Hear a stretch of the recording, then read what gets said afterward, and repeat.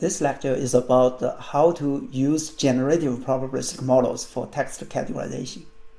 There are in general two kinds of approaches to text categorization by using machine learning. One is generative probabilistic models. The other is discriminative approaches. In this lecture, we're going to talk about the generative models. In the next lecture, we're going to talk about discriminative approaches.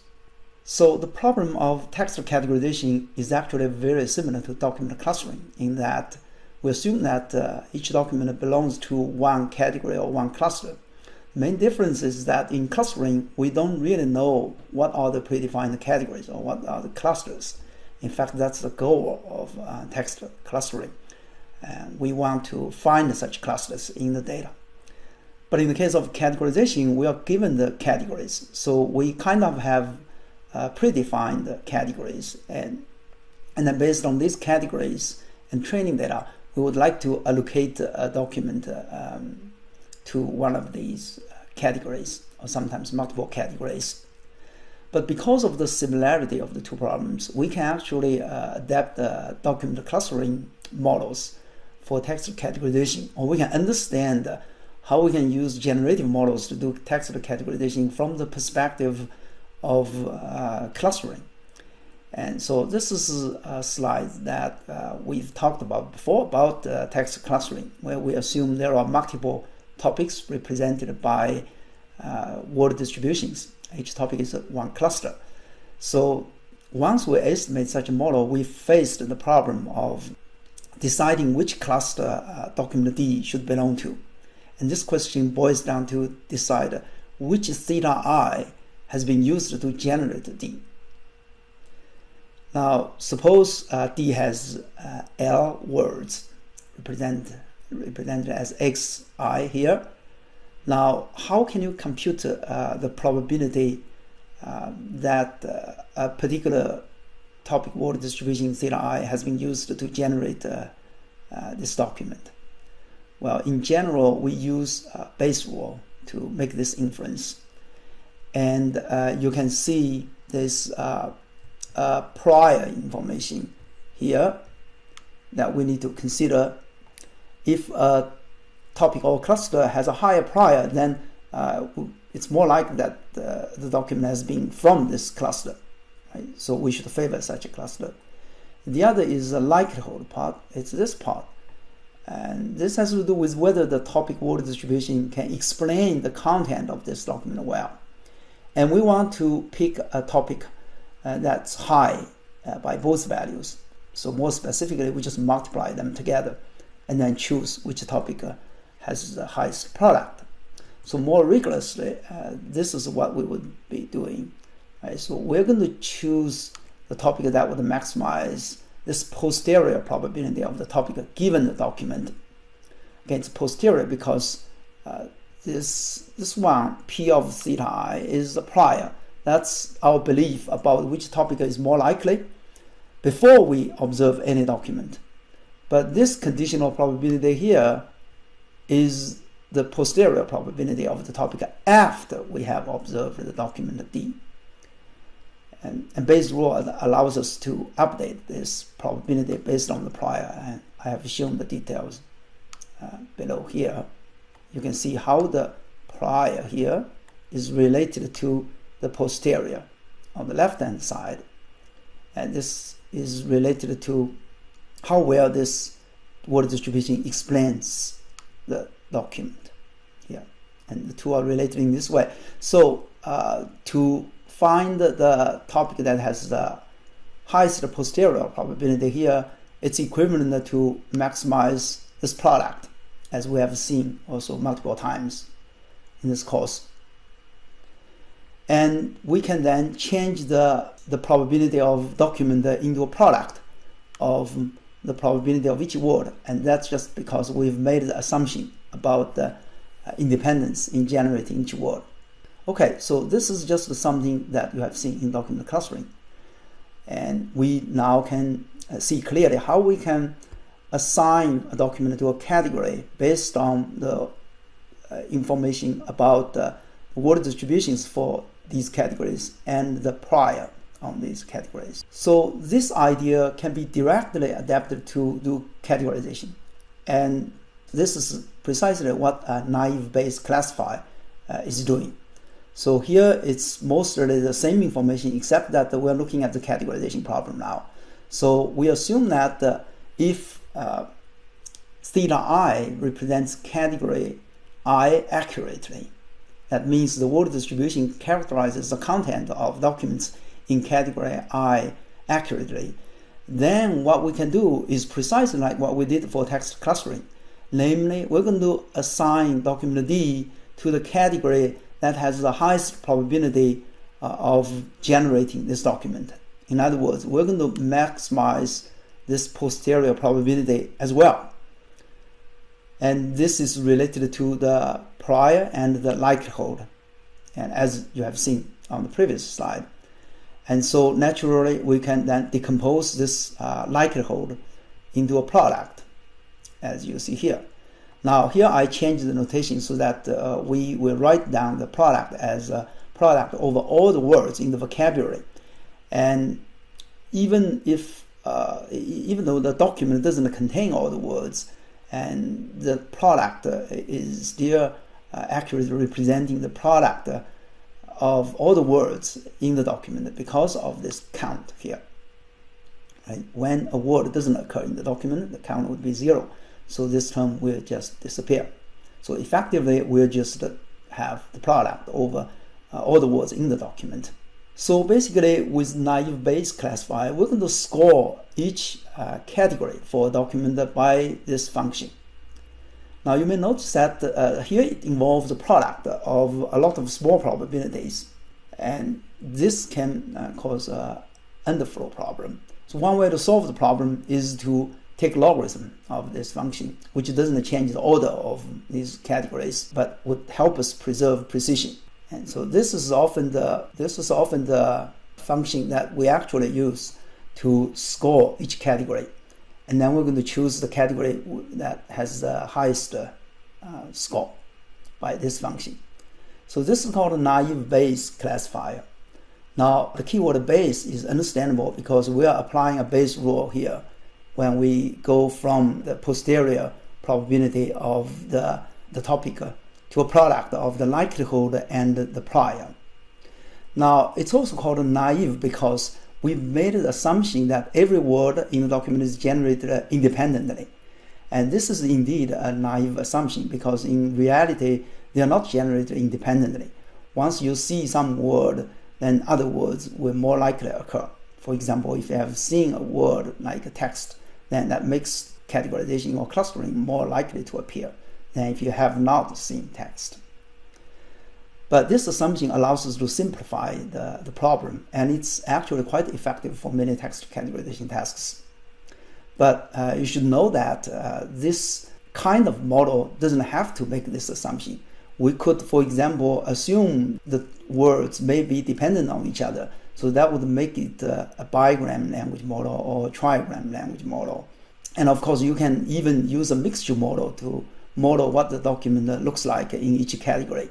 So in nature, they will be all using Bayes rule to do classification, but the actual generative model for documents in each category can vary. And here we just talk about a very simple case, perhaps the simplest case. So now the question is, how can we make sure each theta I actually represents category I accurately? Now in clustering, we learned this category I, or the word distributions for category I, from the data. But in our case, what can we do to make sure this theta I represents indeed category I? Well, if you think about the question, and you'll likely come up with the idea of using the training data, right? Indeed, in text categorization, we typically assume that there are training data available, and those are the documents that are known to have been generated from which category. In other words, these are the documents with known categories assigned, and of course human experts must do that. And here you see that T1 represents the set of documents that are known to have been generated from category 1, and T2 represents the documents that are known to have been generated from category 2, etc. Now, if you look at this picture, you see that the model here is really a simplified unigram language model. It's no longer a mixture model. Why? Because we already know which distribution has been used to generate which documents. There's no uncertainty here. There's no mixing of different categories here. So the estimation problem, of course, would be simplified. But in general, you can imagine what we want to do is to estimate these probabilities that I marked here. And what are the probabilities that we have to estimate in order to do categorization?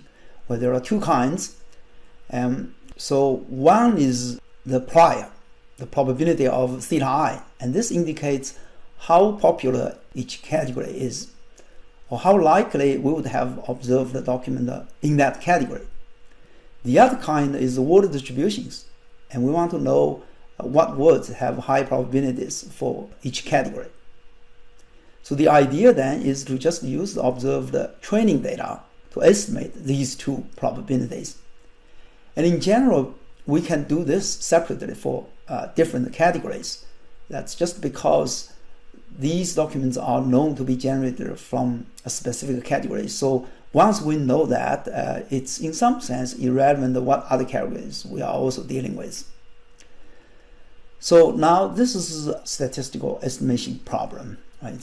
We have observed some data from some model and we want to guess the parameters of this model. We want to take our best guess of the parameters. And this is a problem that you have seen also several times in this course. Now, if you haven't thought about this problem, haven't seen naive Bayes classifier, it would be very useful for you to pause the video for a moment and to think about how to solve this problem. So let me state the problem again. So let's just think about category 1. We know there is one word distribution that has been used to generate documents. And we generate each word in the document independently. And we know that we have observed a set of n sub 1 documents in the set of T1. And these documents have been all generated from category 1, namely have been all generated using this same word distribution. Now the question is, what would be your guess or estimate of the probability of each word in this distribution? And what would be your guess of the prior probability of this category? Of course, this second probability depends on how likely you will see documents in other categories. Right? So think for a moment, how do you use all these training data, including all these documents that are known to be in these K categories, to estimate all these parameters? Now, if you spend some time to think about this, and it would help you understand the following few slides. So do spend some time to make sure that you can try to solve this problem, or do your best to solve the problem yourself. Now, if you have thought about it, and then you will realize the following intuition. First, what's the basis for estimating the prior, or the probability of each category? Well, this has to do with whether you have observed a lot of documents from that category. Intuitively, if you have seen a lot of documents in sports and very few in medical science, then your guess is that the probability of sports category is larger, or your prior on the category would be larger. And what about the basis for estimating the probability of word in each category? Well, the same, and you'll be just assuming that words that are observed frequently in the documents that are known to be generated from a category will likely have higher probability, and that's just the maximum likelihood estimate. Indeed, and that's what we could do. So to estimate the probability of each category, and to answer the question which category is most popular, then we can simply normalize the count of documents in each category. So here you see n sub I denotes the number of documents in each category. And we simply just normalize these counts to make this a probability. In other words, we make this probability proportional to the size of training data set in each category. That's the size of the set T sub I. Now, what about the word distribution? Well, we do the same. Again, this time we can do this for each category. So let's say we're considering category I or theta I. So which word has higher probability? Well, we simply count the word occurrences in the documents that are known to be generated from theta I. And then we put together all the counts of the same word in this set. And then we just normalize these counts to make this distribution of all the words, make all the probabilities of all these words sum to 1. So in this case, you can see this is proportional to the count of the word in the collection of training documents T sub I, and that's denoted by C of W and T sub I. Now, you may notice that we often write down a probability estimate in the form of being proportional to a certain number. And this is often sufficient because we have some constraints on these distributions. And so the normalizer is dictated by the constraint. So in this case, it will be useful for you to think about what are the constraints on these two kinds of probabilities. So once you figure out the answer to this question, and you will know how to normalize these counts. And so this is a good exercise to work on if it's not obvious to you. There is another issue in naive Bayes, which is smoothing. In fact, the smoothing is a general problem in all the estimate of language models. And this has to do with what would happen if you have observed a small amount of data. So smoothing is an important technique to address data sparseness. In our case, the training data set can be small. And when the data set is small, when we use maximum likelihood estimator, we often face the problem of zero probability. That means if an event is not observed, then the estimated probability would be 0. In this case, if we have not seen a word in the training documents for, let's say, category I, then our estimate would be 0 for the probability of this word in this category. And this is generally not accurate. So we have to do smoothing to make sure it's not 0 probability. The other reason for smoothing is that this is a way to bring prior knowledge. And this is also generally true for a lot of situations of smoothing. When the data set is small, we tend to rely on some prior knowledge to solve the problem. So in this case, our prior knowledge says that no word should have 0 probability. So smoothing allows us to inject this prior to make sure that no word has a 0 probability. There is also a third reason, which is sometimes not very obvious, but we'll explain that in a moment, and that is to help achieve discriminative weighting of terms. And this is also called IDF weighting, inverse document frequency weighting, that you have seen in mining word relations. So how do we do smoothing? Well, in general, we add pseudo counts to these events to make sure that no event has 0 count. So one possible way of smoothing the probability of category is to simply add a small non-negative constant delta to the count. We pretend that every category has actually some extra number of documents represented by delta. And in the denominator, we also add k multiplied by delta because we want the probability to sum to 1. So in total, we've added delta k times because we have k categories. Therefore, in the sum, we have to also add k multiplied by delta as a total pseudo counts that we add to the estimate. Now, it's interesting to think about the influence of delta. Obviously, delta is a smoothing parameter here, meaning that the larger delta is, and the more we will do smoothing, and that means we'll more rely on pseudo counts. And we might indeed ignore the actual counts if delta is set to infinity. Right? So imagine what would happen if delta approaches positive infinity. Well, we're going to say every word has an infinite amount of, sorry, not every word, every category has infinite amount of documents, and then there's no distinction between them, so it becomes just a uniform. Right? What if delta is 0? Well, we just go back to the original estimate based on the observed training data to estimate the probability of each category. Now we can do the same for the word distribution, but in this case, we sometimes we find it useful to use a non-uniform pseudo count for the word. So here you see we also add a pseudo count to each word, and that's mu multiplied by the probability of the word given by a background language model theta sub b. Now that background model in general can be estimated by using a large collection of text, or in this case we can use the whole set of all the training data to estimate this background language model. But if we don't have to use this one, we can use larger text data that are available from somewhere else. Now, if we use such a background language model to add a pseudo count, we'll find that some words will receive more pseudo counts. So what are those words? Well, those are the common words because they get higher probability by the background language model. So the pseudo counts added for such words will be higher. Rare words, on the other hand, will have smaller pseudo counts. Now, this addition of background model would cause a non-uniform smoothing of these word distributions. We're going to bring the probability of those common words to a higher level because of the background model. Now, this helps make the difference of the probability on such words smaller across categories, because every category has some help from the background for words like the, which have high probabilities. Therefore, it's no longer so important that each category has documents that contain such a lot of occurrences of such word, or the estimate is more influenced by the background model.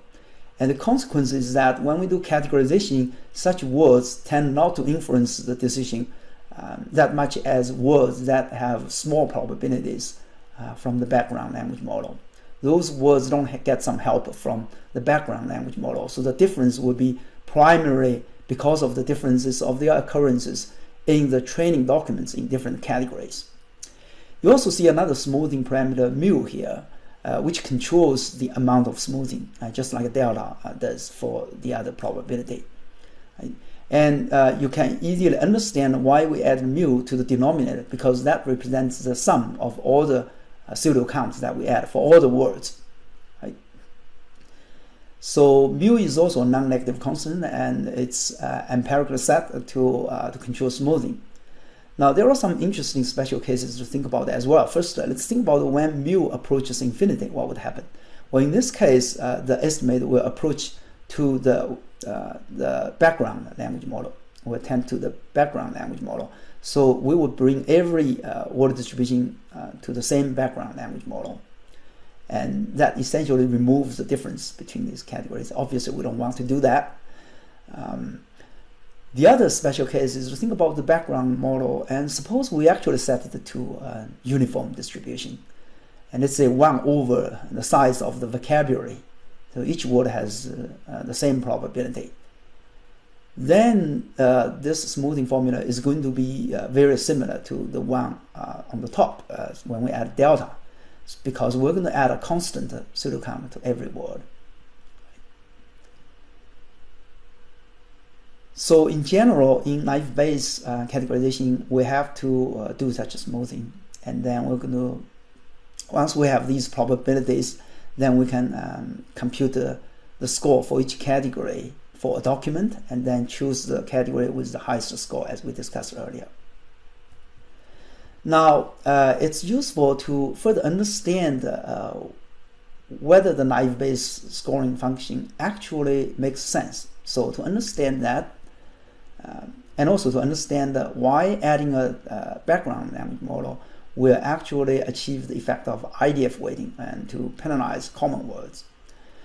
Right, so suppose we have just two categories, and we're going to score based on their ratio of probability. Right, so this is, let's say, this is our scoring function for two categories. Right, so this is the score of a document for these two categories. And we're going to score based on this probability ratio. So if the ratio is large, then it means it's more likely to be in category 1. So the larger the score is, the more likely the document is in category 1. So by using Bayes' law, and we can write down this ratio as follows, and you have seen this before. Now we generally take a logarithm of this ratio and to avoid small probabilities, and this would then give us this formula in the second line. And here we see something really interesting, because this is our scoring function for deciding between the two categories. And if you look at this function, we'll see it has several parts. The first part here is actually log of prior probability ratio, and so this is the category bias. Right? It doesn't really depend on the document. It just says which category is more likely, and then we would then favor this category slightly. Right? So the second part has a sum of all the words. Right? So these are the words that are observed in the document, but in general we can consider all the words in the vocabulary. So here we're going to collect the evidence about which category is more likely. Right? So inside the sum you can see there is a product of two things. The first is the count of the word, and this count of the word serves as a feature and to represent the document. And this is what we can collect from the document. The second part is the weight of this feature. Here it's the weight on each word. Right? And this weight tells us to what extent observing this word helps contributing our decision to put this document in category 1. Remember, the higher the scoring function is, the more likely it's in category 1. Now if you look at this ratio, this weight, it's basically based on the ratio of the probability of the word from each of the two distributions. Essentially we're comparing the probability of the word from the two distributions. And if it's higher according to theta 1 than according to theta 2, then this weight would be positive. And therefore it means when we observe such a word, we'll say that it's more likely to be from category 1. And the more we observe such a word, the more likely the document will be classified as theta 1. If, on the other hand, the probability of the word from theta 1 is smaller than the probability of the word from theta 2, then you can see this weight is negative. Therefore, this is the negative evidence for supporting category 1. That means the more we observe such a word, the more likely the document is actually from theta 2. So this formula now makes a lot of sense. Right? So we're going to aggregate all the evidence from the document. We take a sum of all the words. We can call this the features that we collect from the document that would help us make the decision. And then each feature has a weight that tells us how does this feature support category 1 or does it support the category 2. And this is estimated as the log of probability ratio here in naive Bayes. And then finally we have this constant of bias here. So that formula actually is a formula that can be generalized to accommodate more features, and that's why I have introduced some other symbols here. So we introduced beta 0 to denote the bias, and fi to denote each feature, and then beta sub I to denote the weight on each feature. Now if we do this generalization, what we see is that in general we can represent the document by a feature vector f, right, fi. Here of course in this case fi is the count of a word, but in general we can put any features that we think are relevant for categorization. For example, document length, or even font size, or counts of other patterns in the document. And then our scoring function can be defined as a sum of a constant beta 0 and the sum of the feature weights over all the features. So if hf sub I is a feature value, then we multiply the value by the corresponding weight beta sub I, and we just take a sum. And this is to aggregate all the evidence that we can collect from all these features. And of course, there are parameters here. So what are the parameters? Well, these are the betas. These betas are weights. And with appropriate setting of the weights, then we can expect such a scoring function to work well to classify documents, right? Just like in the case of naive Bayes. We can clearly see naive Bayes classifier is a special case of this general classifier. Actually, this general form is very close to a classifier called a logistic regression. And this is actually one of those conditional approaches or discriminative approaches to classification. And we're going to talk more about such approaches later. But here I want you to know that there's a strong connection, close connection between the two kinds of approaches. And this slide shows how naive Bayes classifier can be connected to logistic regression. And you can also see that in discriminative classifiers that tend to use a more general form on the bottom, we can accommodate more features to solve the problem.